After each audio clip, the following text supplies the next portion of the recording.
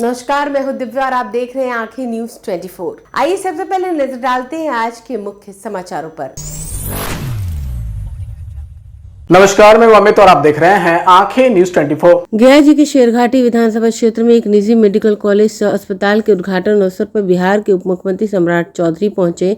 इनके साथ बिहार विधानसभा अध्यक्ष प्रेम कुमार, सूबे के स्वास्थ्य मंत्री मंगल पांडे, लघु सिंचाई मंत्री संतोष कुमार सुमन सहित कई जनप्रतिनिधि मौजूद थे। इस दौरान मंच से संबोधित करते हुए उप मुख्यमंत्री सम्राट चौधरी ने सुशासन और अपराध मुक्त बिहार को लेकर बड़ा बयान दिया। उन्होंने कहा, इस बार मुख्यमंत्री नीतीश कुमार ने गृह विभाग की जिम्मेवारी सौंपी है। उनका एकमात्र काम बिहार से माफिया और अपराध को पूरी तरह खत्म करना है। उन्होंने कहा कि बिहार में नीतीश कुमार के सुशासन की सरकार को पूर्ण रूप से स्थापित करना उनका लक्ष्य है। इस बार गृह विभाग का काम दिया है, सब माफिया को ठीक करना है, मेरा काम यही है।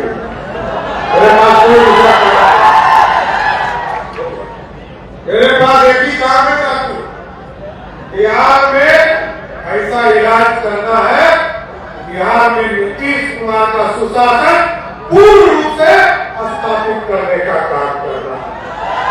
आजकल मैं थोड़ा सफाई अभियान चला रहा है, सफाई कर रहा है ना, आगे भी सफाई करना है। अभी तो रोड का सफाई हो रहा एक जगह पर रही है ना, एक जगह। और यदि आपको लगता हो किसी अपराधी ने और किसी माफिया ने कोई सरकारी जमीन को अतिक्रमण किया है, आप आवेदन दीजिए, 24 घंटे में उसको ध्वस्त कर देंगे। तो बचा नहीं सकता। इसलिए हमारा काम है सुशासन स्थापित करना और बिहार में उद्योग का जाल बिछाना। हमारा बिहार का बच्चा अब बाहर नहीं जाएगा और इसी के लिए आपने 30 साल के बाद कितना कंप्लीट मेजोरिटी से नीतीश कुमार जी और मोदी जी पर भरोसा करके कंप्लीट मेजोरिटी देने का काम किया। हम आपको स्पष्ट करते हैं, अगले 5 वर्षों में बिहार की ऐसी स्थिति बनाना है, बिहार का कोई बच्चा रोजगार करने के लिए बिहार के बाहर नहीं जाए, इसी बिहार में उसको नौकरी देने का काम किया। और आज तक मैंने हमारी बहनों की सुरक्षा के लिए विशेष चिंता किया, चाहे वो गर्ल्स स्कूल हो या महिला कॉलेज हो, हम लोगों ने उसके लिए भी पूर्ण रूप से सुरक्षा देने का फैसला किया और कोई भी उसको छेड़खानी नहीं कर सकता, क्योंकि कोई हमारी बहनों को यदि छेड़ता है उसके लिए जगह गया जी के जेल में है, उसके लिए बाहर नहीं हो सकता। इसलिए पूर्ण रूप से सुशासन की व्यवस्था करना। और मैं फिर से, क्योंकि हमको एक जगह और भी जाना है, हिमाचल भी जाना है, पटना में भी स्वास्थ्य मंत्री जी का आयुष के डॉक्टरों को, आयुष के लोगों को जोड़ने के साथ साथ उसको नौकरी का आज नियुक्ति पत्र भी देना और फिर आगे के प्लानिंग के लिए आदरणीय मुख्यमंत्री जी के साथ आगे जो सरकार को चलाना, उसकी भी कई मीटिंग है। लेकिन मैं फिर से महामोदी मेडिकल कॉलेज और हॉस्पिटल बनाने के लिए राजेश जी और उनके पूरे परिवार को बधाई देता हूं और आश्वस्त करता हूं कि अब अपराधी किसी भी कीमत पर आपको तंग नहीं करेगा और ये इलाका नक्सल इलाका माना जाता है। और आदरणीय गृह मंत्री जी ने कहा, आदरणीय प्रधानमंत्री जी ने कहा, 31 मार्च 2026 तक नक्सल मुक्त बनाना है, तो 5-6 लोग बचे हैं। अगले 3 महीने में उन तमाम नक्सली को या तो जेल के अंदर पहुंचा दूंगा और नहीं तो पिंड का स्थान तय है, वहां भी पहुंचाने का। नमस्कार, मैं अमित और आप देख रहे हैं आंखें न्यूज 24। राज्य सचिवालय के मंत्रिमंडल कक्ष में मुख्यमंत्री नीतीश कुमार की अध्यक्षता में मंत्रिमंडल की बैठक आयोजित की गई। मुख्य एजेंडे में रोजगार सृजन, युवा नीति और प्रशासनिक सुधार शामिल थे। इस दौरान युवा रोजगार एवं कौशल विकास विभाग के गठन को मंजूरी दी गई और नए कौशल विकास कार्यक्रम की योजना बनाई गई, जिसका उद्देश्य छात्रों को व्यावसायिक प्रशिक्षण प्रदान करके 1 करोड़ युवाओं को रोजगार के अवसर उपलब्ध कराना है। परिषद की बैठक के संबंध में आयोजित इस प्रेस कॉन्फ्रेंस में आप सबका स्वागत है। आज मात्र एक एजेंडा पर चर्चा हुई। यह एजेंडा 7 निश्चय 3 के गठन से संबंधित था। सरकार द्वारा पूरे कैबिनेट में इस पर परिचर्चा के उपरांत 7 निश्चय 3 के गठन की स्वीकृति दी गई, जो वर्ष 2025 से 30 तक के लिए लागू है। इसका मूल उद्देश्य विकास की गति को और तेज करते हुए अगले 5 वर्षों में बिहार को विकसित राज्यों की श्रेणी में लाने के लिए किया जा रहा है। इससे संबंधित अधिसूचना आज थोड़े समय में निर्गत कर दी जाएगी। मैं संक्षेप में जो मुख्य बिंदु हैं उनको आपके समक्ष रख दे रहा हूं। विस्तृत मैं अनुरोध करूंगा कि जब अधिसूचना निकल जाएगी तो आप उससे भी देख सकते हैं। राज्य के प्रति व्यक्ति के लिए दोगुना रोजगार, दोगुनी आय, पहला ये 7 निश्चय का पहला निश्चय, 7 निश्चय 3 का पहला निश्चय है दोगुना रोजगार, दोगुनी आय। प्रति व्यक्ति औसत आय को दोगुना करना। मुख्यमंत्री महिला रोजगार योजना के तहत सहयोग देना, 2 लाख रुपए तक की सहायता देना। रोजगारोन्मुख प्रशिक्षण देकर लाभुकों की कार्यदक्षता बढ़ाना। 94 लाख गरीब परिवार जो कि जाति आधारित गणना में चिन्हित हुए थे, उनको प्राथमिकता के आधार पर रोजगार योजनाओं से आच्छादित करना। आवश्यकता अनुसार अन्य उद्यमी योजनाओं से राशि की व्यवस्था करना। बिहार के उत्पादों की बिक्री के लिए हाट बाजार को विकसित करना। वर्ष 2020 से 25 तक युवाओं को 50 लाख से ज़्यादा नौकरी एवं रोजगार दिया जा चुका है। अगले 5 वर्षों में इसे दोगुना करते हुए 1 करोड़ नौकरी एवं रोजगार के अवसर पैदा करना।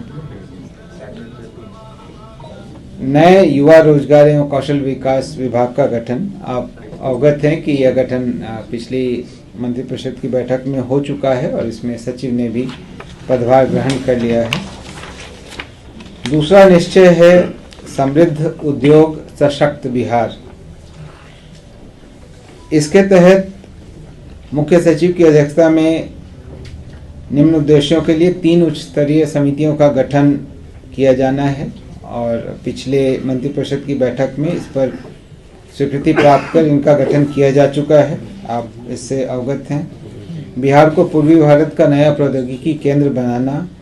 बिहार को विश्व स्तरीय कार्यस्थल के रूप में विकसित करना और बिहार के प्रतिष्ठित उद्यमियों तथा प्रतिभाशाली युवाओं को राज्य के अंदर उद्योग लगाने के लिए प्रोत्साहित करना। ये इनके लिए अलग अलग 3 समितियां बनी हैं। औद्योगिक क्षेत्र की स्थापना सभी जिलों में उद्योग लगाने के लिए की जाएगी और नए उद्योगों को लगाने के लिए जमीन एवं अनुदान देने की व्यवस्था करना ताकि यह उनके लिए आकर्षक हो। इस अवधि में राज्य में कम से कम 50 लाख करोड़ रुपए का निजी निवेश सुनिश्चित करना। राज्य में उद्योग लगाने की प्रक्रिया को और आसान बनाना। उद्योग विभाग के अंतर्गत छोटे उद्योगों को बढ़ावा देने के लिए एक नए सूक्ष्म लघु एवं मध्यम उद्योग निदेशालय का गठन, जो कि ऑलरेडी किया जा चुका है।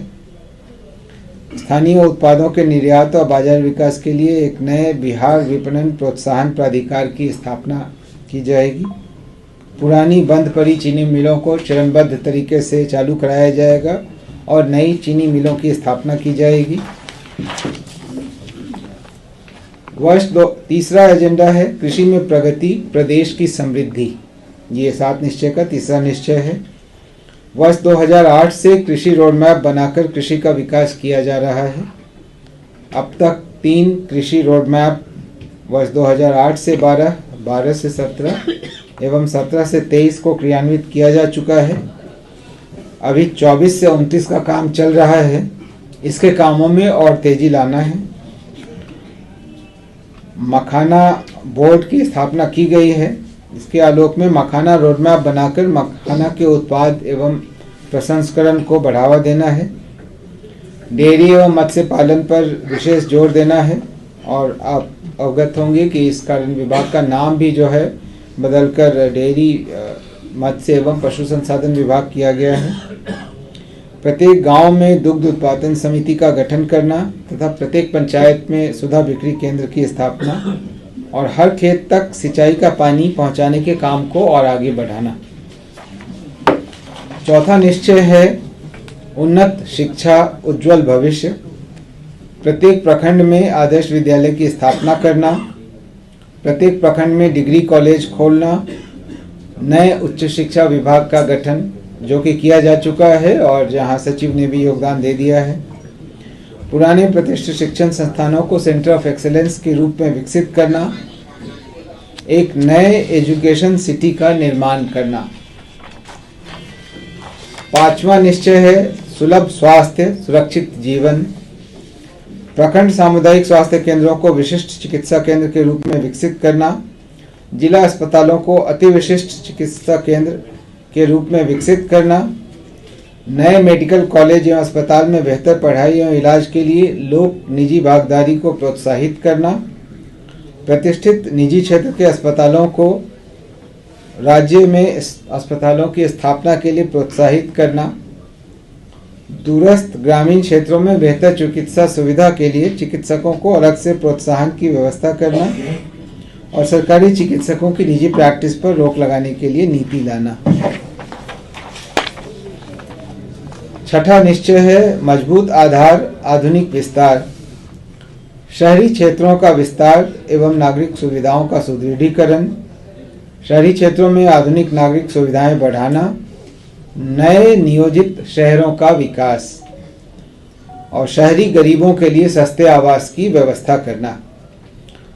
सुलभ संपर्कता का विस्तार, 5 नए एक्सप्रेसवे सड़कों का निर्माण करना, ग्रामीण सड़कों का चरणबद्ध तरीके से 2 लेन में चौड़ीकरण करना, सुनिश्चित बिजली एवं सौर ऊर्जा, विद्युत से जुड़ी आधारभूत संरचनाओं का सुदृढ़ीकरण करना और सभी इच्छुक लोगों के घरों की छतों पर सोलर पैनल लगाना। ऑलरेडी इस योजना का क्रियान्वयन किया जा रहा है, इसमें और गति लाई जाएगी। पर्यटन विकास समृद्ध बिहार, इसके अंतर्गत बिहार को राष्ट्रीय एवं अंतर्राष्ट्रीय पर्यटन स्थल के रूप में स्थापित करना, इको टूरिज्म एवं ऐतिहासिक धार्मिक सांस्कृतिक पर्यटन को बढ़ावा देना, पर्यटन स्थलों को जोड़ने वाले सर्किट में सभी प्रकार की पर्यटकीय सुविधाओं का विकास, राज्य के अंदर महत्वपूर्ण स्थलों पर हिंदी एवं क्षेत्रीय भाषाओं की फिल्मों की शूटिंग एवं निर्माण के व्यवसाय को प्रोत्साहित करना, युवा शक्ति खेल में प्रगति, ये सभी मजबूत आधार आधुनिक विस्तार का अंश हैं। पटना में विश्व स्तरीय स्पोर्ट्स सिटी का निर्माण करना, सभी जिलों में खेलों के लिए सेंटर ऑफ एक्सेलेंस की स्थापना करना, सभी पंचायतों में खेल सुविधाओं का विकास एवं पंचायत स्पोर्ट्स क्लब को बेहतर बनाना, राज्य के प्रतिभावान खिलाड़ियों को सरकारी नौकरी देना तथा राज्य में राष्ट्रीय एवं अंतर्राष्ट्रीय खेल प्रतियोगिताओं का आयोजन करना। यह आवश्यक है कि पूर्व से जो संरचनाएं बन गई हैं उनका रखरखाव उचित हो। इसके लिए इसके तहत अगला बिंदु है अनुरक्षण एवं रखरखाव। पूर्व से निर्मित सड़क, भवन, बिजली, शहरी एवं ग्रामीण क्षेत्र की आधारभूत संरचनाओं के दीर्घकालिक प्रभावी अनुरक्षण एवं रखरखाव की व्यवस्था करना। प्रगति यात्रा में जिन योजनाओं की घोषणा की गई थी और उनसे संबंधित 430 योजनाओं की स्वीकृति दी गई थी, उनके कार्यों को तेजी से पूरा करना और 7 निश्चय 2 के अवशेष कार्यों को तेजी से पूरा करके अगले वर्ष तक समाप्त करना। 7वां निश्चय है सबका सम्मान जीवन आसान, ईज ऑफ लिविंग।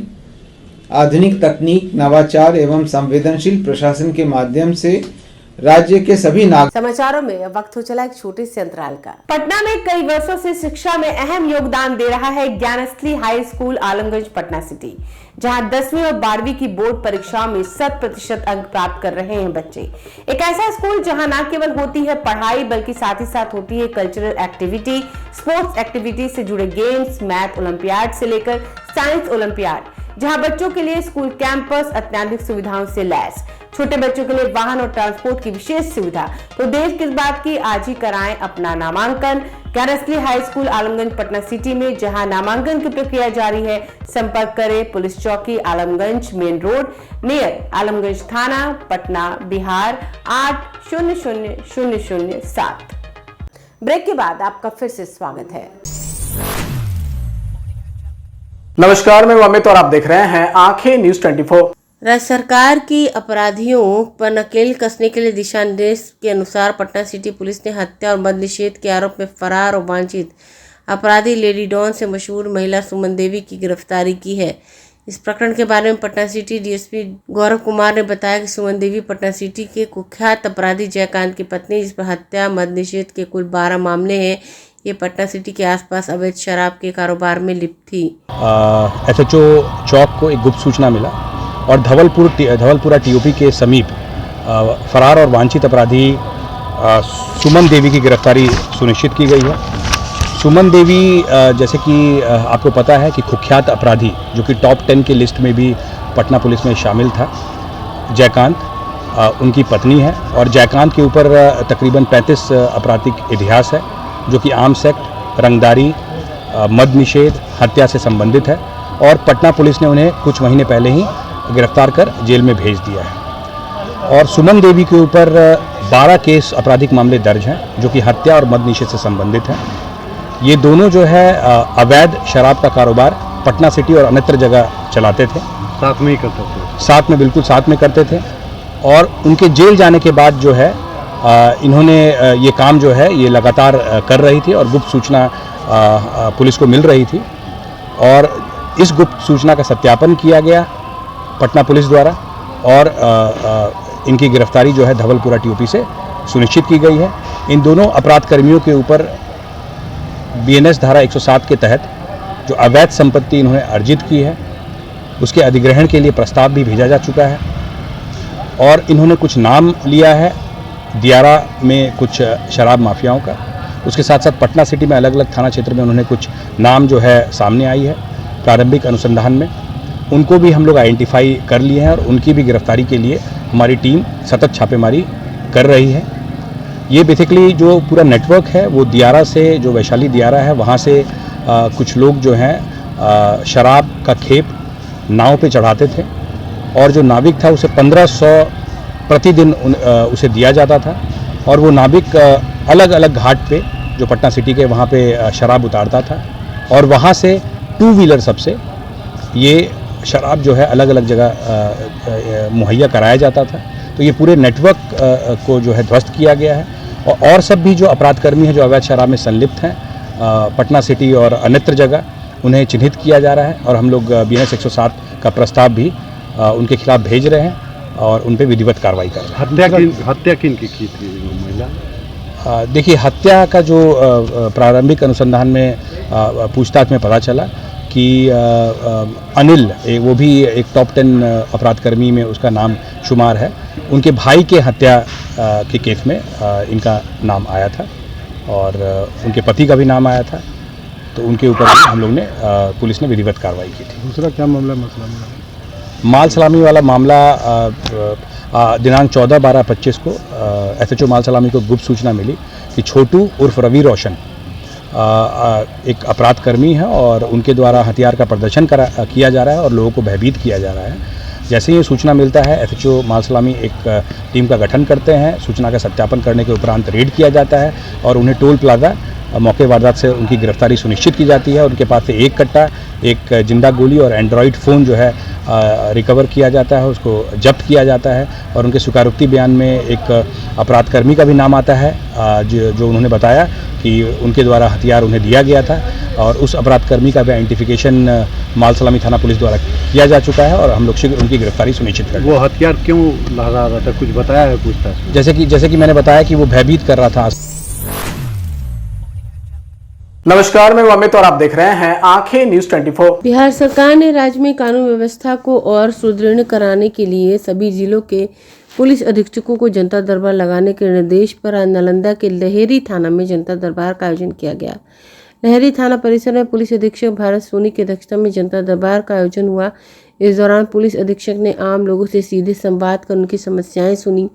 पुलिस अधीक्षक भारत सोनी ने बताया कि आज से थाना स्तर पर जनता दरबार की मुहिम की शुरुआत की गई, जिसके माध्यम से आम जनता की समस्याओं का त्वरित समाधान किया जाएगा। ये पुलिस मुख्यालय का निर्देश प्राप्त हुआ है कि प्रत्येक थाना में हफ्ता में 2 दिन जो है पुलिस अधीक्षक द्वारा जो है ये प्रयास किया जाएगा कि जनता दरबार लगाया जाए प्रत्येक थाना में। तो उसी की मुहिम आज शुरू की गई है।